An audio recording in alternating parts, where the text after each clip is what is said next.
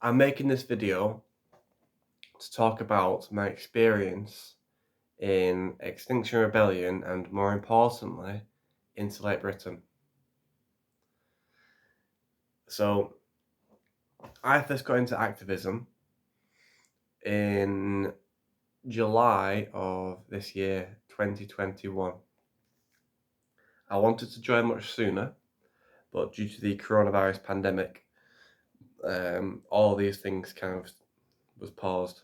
Now, when I first heard about Extinction Rebellion in 2019, I started researching who they were and what they stand for, and I started reading about the climate crisis and the climate science, and I started to realise how serious the situation was, and I started to realise how close we were to setting off irreversible chain reactions in Earth's systems. For example, the methane and CO2 frozen in the permafrost in Siberia, and as ice reflects a lot of sunlight back into space and heat back into space, and when it melts, replaced by dark water that takes in more heat. So learning about this science really made me want to get into activism. Really made me want to get into activism. So I joined Extinction Rebellion in July 2021, and I went to my first ever protest.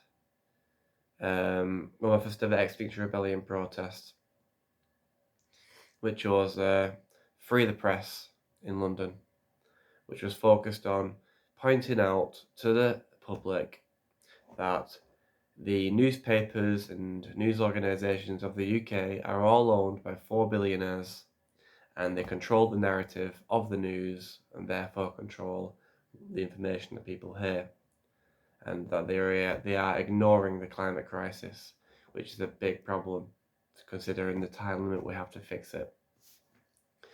So I went and did that march.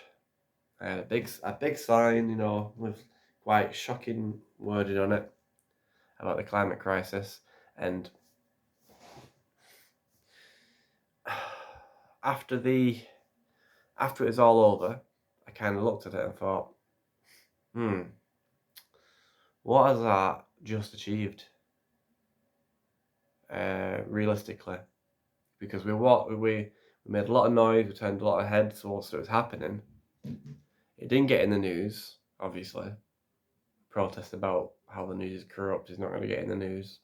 We were outside the News UK headquarters, the Shard in London, banging our drums and doing really powerful speeches. And afterwards, I kind of looked at it and thought, that's not really achieved anything. Not achieved anything. Nobody heard about it. The public didn't hear about it. Life just carried on afterwards like normal. Everyone went home. So I decided and realised that we had to take more extreme action. So I was thinking of ways to take more extreme action, and then Insulate Britain came along, and that fit the bill perfectly.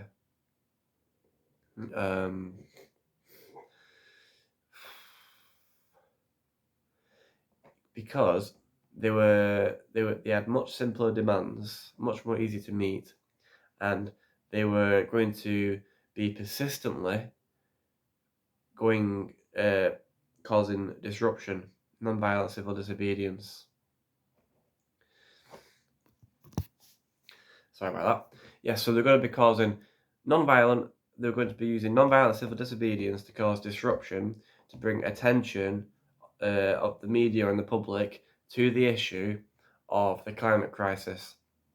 They were demanding that the government insulate all the homes of the United Kingdom and insulate all the social houses by 2025 and all houses by 2030. Doing this would be the most cost-effective way to reduce carbon emissions.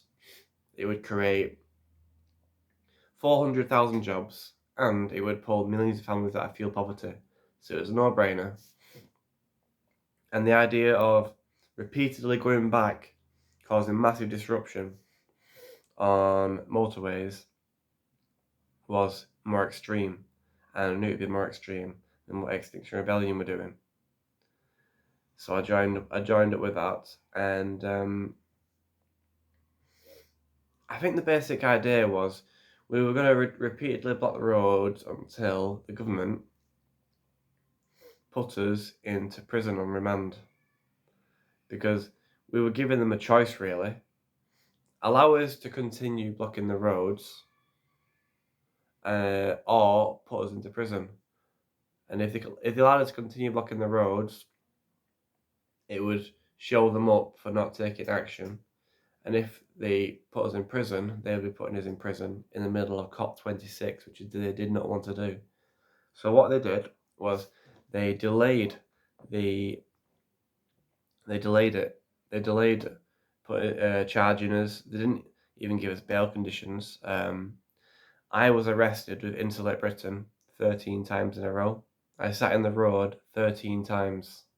One time I was on top of a tanker in the Port of Dover. And I wasn't given bail conditions once. And they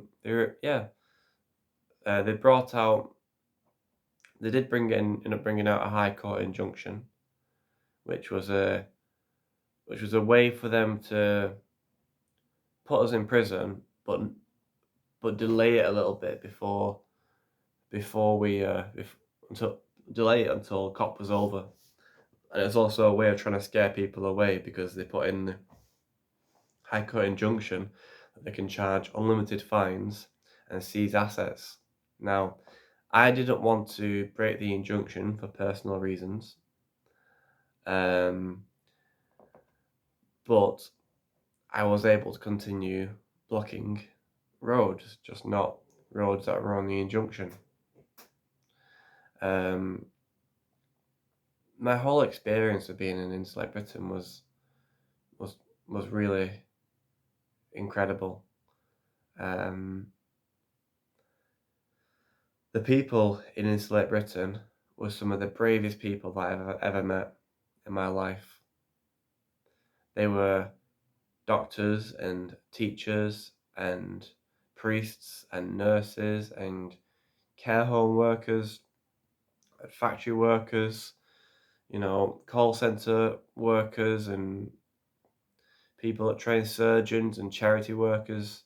They were just normal people, but they were people who were willing to stand up for what they believe and get arrested for a small chance of making a difference. So